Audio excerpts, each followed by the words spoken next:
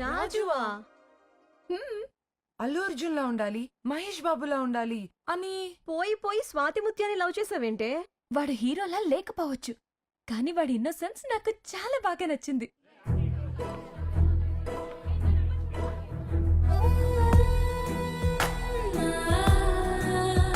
హే, రాజన్ చూసావా? చూడలేదే.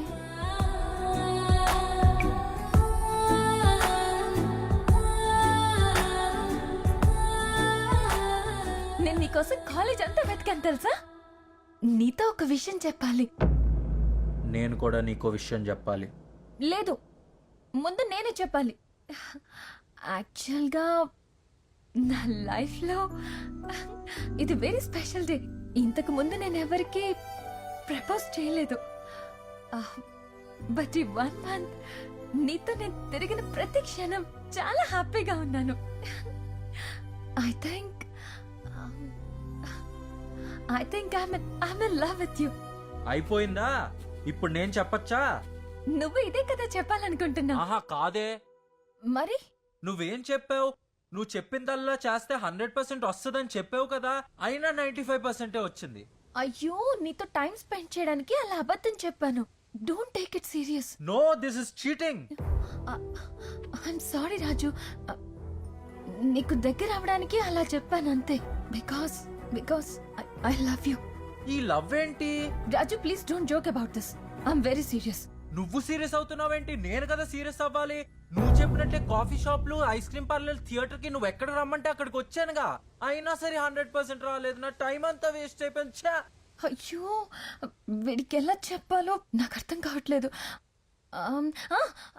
ఆ రోజు నేను ఫస్ట్ టైం హక్ చేసుకున్నాను. నీకేం అనిపించలేదా? ఆ రోజు నన్ను హగ్ చేసుకుని పర్ఫ్యూమ్ బాగుందా అని అడిగావు. బాగుందని ఆ రోజే చెప్పానుగా. ఆ రోజు కిస్ చేశాను కదా, అప్పుడు కూడా నీకేం అనిపించలేదా? అనిపించింది. ఇంటికెళ్ళి 2 గంటలు వాష్ చేస్తే గానీ నా లిప్స్టిక్ పోలేదు. చాలా కష్టంగా అనిపించింది. నిజంగా నా మీద నీకు ఏ ఫీలింగ్స్ లేవా? మధ్యలో ఈ ఫీలింగ్స్ ఏంటి? అయినా నీకు ఆ రోజే చెప్పాను ఇవన్నీ బ్యాడ్ హ్యాబిట్స్ అని. నువ్వు కూడా ఇవేవి చేయకు. ఇంట్లో కూర్చుని బుద్ధిగా చదువుకో చాలు. ఊరికనే టైం వేస్ట్ చేయకు. నీ అమ్మాయికత్వం చూసి లవ్ చేశాను. చాలా సెన్సిటివ్ అనుకున్నాను, బట్ నీకు సెన్సే లేదని ఇప్పుడు అర్థమైంది. నీకు ఈక్వేషన్స్, ఫార్ములాస్ తప్ప ఏ ఫీలింగ్స్ తెలియవు. Loving a person like you, I feel pity for my self. నా మనసులో ఫీలింగ్స్ నీకు చెప్పాలని ఎంత ఆశగా వచ్చాను, బట్ ఇప్పుడు చాలా ఫీల్ అవుతూ చెప్తున్నాను. I hate you. Shruti, I hate you కాదు, I'm hating you. Present tense. అప్పటి నుంచి టైం వేస్ట్ చేయకుండా ఇంకా బాగా చదివి ఈ క్యాంపస్ ఇంటర్వ్యూ వరకు వచ్చాను. నీలాంటి వాడు కాలేజీలోనో కార్పొరేట్ ఆఫీసులోనో కాదు, సాలార్ జంగ్ మ్యూజియం లో రీసెర్చ్ సెంటర్ లో ఉండాలి. Thank you so much sir. Thank you నా పూదినబ్బా. రే, నీకు పొగడ్తకి తిట్టుకి కూడా తేడా తెలియదురా. ఇంకాసేపు నీతో ఉంటే పిచ్చకి చచ్చిపోయేలా ఉన్నాను. ఫుల్ గా కొట్టేసి పడుకుంటే గానీ కూల్ అవ్వలేను దరిద్రుడా. Okay sir, bye, take care. ఏదో పేరు తెలియని మంది I think he is not feeling well. Yeah. Raju, నువ్వు అన్ని రౌండ్స్ క్లియర్ చేసావు. ఫైనల్ రౌండ్ మా ఎండి గారితో ఉంది. Please come.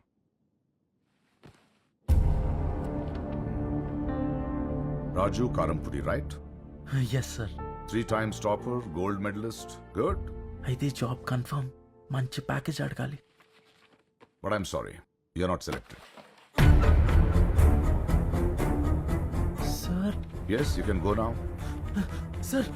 సార్ నన్ను ఏ క్వశ్చన్ అని అడగండి సార్, నేను ఆన్సర్ చేయగలను. Sir please ask me sir. Correct.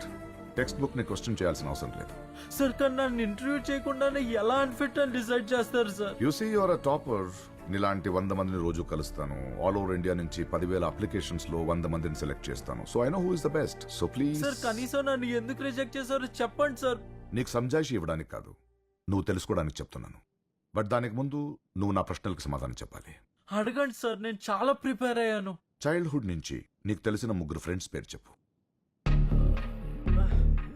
Sir 3 friends లేరు కానీ ఒకడు ఉన్నాడు సార్. ఎవరు? Kiran sir. Kiran? Yes sir. అయితే డెఫినెట్ గా 2nd ర్యాంక్ స్టూడెంట్ అయి ఉంటాడు. మీరిద్దరూ ఈ క్లాస్ లో కాకుండా బయట ఎప్పుడైనా కలుస్తారా? లైబ్రరీలో కలుస్తాం సార్. అండ్ ల్యాబ్స్ లో కలుస్తాం sir. So you have no friends outside. అంటే నీకు స్నేహం, ప్రేమ, ఆప్యాయత వీటి అర్థాలు కూడా తెలియదు కదా. ఎప్పుడు చూసినా బుక్స్ బుక్స్, ర్యాంక్స్ ర్యాంక్స్. నీలాంటి వాడికి ఫ్రెండ్స్ ఎక్కడ ఉంటారా? What you do to enjoy life? అంటే లైఫ్ లో ఫన్ కోసం ఏం చేస్తావు? సార్ లైబ్రరీకి వెళ్ళి రెఫరెన్స్ బుక్స్ చదువుతాను and inter college educational debates లో పార్టిసిపేట్ చేస్తాను సార్. నెక్స్ట్ ఐప్యాడ్ లో లెర్నింగ్ యాప్స్ చాలా ఎంజాయ్ చేస్తాను సార్. ఇవి enjoyments. Yes sir. What about Sundays? Sunday mechanical workshop లో వెల్డింగ్ అండ్ టింకరింగ్ నేర్పిస్తాను sir. I really enjoy that. Are you serious? Yes sir. Sunny sir నువ్వు Sundays ఆఫీస్కి రావు కదా? రాను సార్. ఏం చేస్తుంటావు ఆ రోజు? పెళ్ళం పిల్లల్ని సినిమాకి తీసుకెళ్తాను సార్. లేదంటే ఫ్రెండ్స్తో పార్టీ చేసుకుంటాం sir. You can go. That's a story. You see system కూడా 24 hours ఆన్ చేసి పెడితే హ్యాంగ్ అవుతుంది. నేను అడిగి నా స్టడీస్ కాదు, చిల్అవుట్ చేయడానికి ఏం చేస్తుంటావు? లైక్ కాలేజ్ బంక్ కొట్టడం, friends, movies, hangouts, parties. College is lot of fun. You see. No అవన్నీ బ్యాక్ బెంచ్ స్టూడెంట్స్ చేస్తారు. Back bench స్టూడెంట్సా?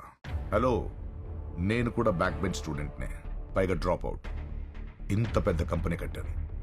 నీలాంటి ఫస్ట్ ర్యాంక్ స్టూడెంట్ అయినా నాలాంటి బ్యాక్ బెంచ్ స్టూడెంట్స్ దగ్గరికే జాబ్కి రావాలి. అయినా 17 గంటలు చదివితే ఫస్ట్ ర్యాంక్ రావచ్చేమో గానీ ప్రపంచ జ్ఞానం రాదు. కేవలం బుక్స్ చదవడం కంటే ప్రపంచం గురించి తెలుసుకున్న వాడే నా దృష్టిలో ఫస్ట్ ర్యాంకర్. అందులో నువ్వు జీరో. 4 గోడల మధ్య ఉన్న ర్యాంక్ స్టూడెంట్స్ నాకొద్దు. నలుగురితో కలిసి పనిచేసే బ్రైట్ స్టూడెంట్స్ కావాలి. హలో, ఏం చేస్తున్నావు? సార్ మీ రిక్వైర్మెంట్స్ అని నోట్ చేసుకున్నాను సార్. నేను చెప్పింది వింటే చాలు. నా దగ్గర చాలా మెషిన్స్ ఉన్నాయి. నాకు వాటితో పనిచేసే మనిషి కావాలి గాని ఇంకో మెషిన్ కాదు.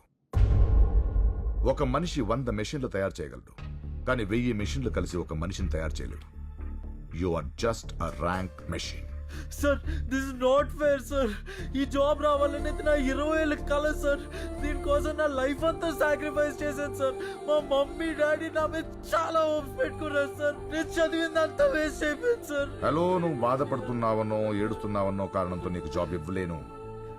పైగా నాకు ఇలాంటి ఏడుపు ముఖం నచ్చదు. You can go now.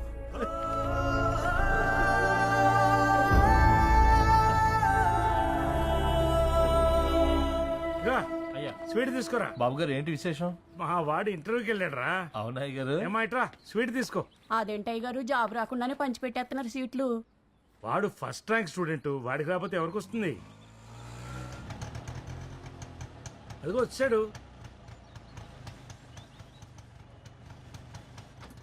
నానా స్వీట్ తిన్నా నాన్న. జానీ కొండ్ర ఎక్కడ? ప్యాకేజ్ ఎంత? ఏమైంది నాన్న? ఆ?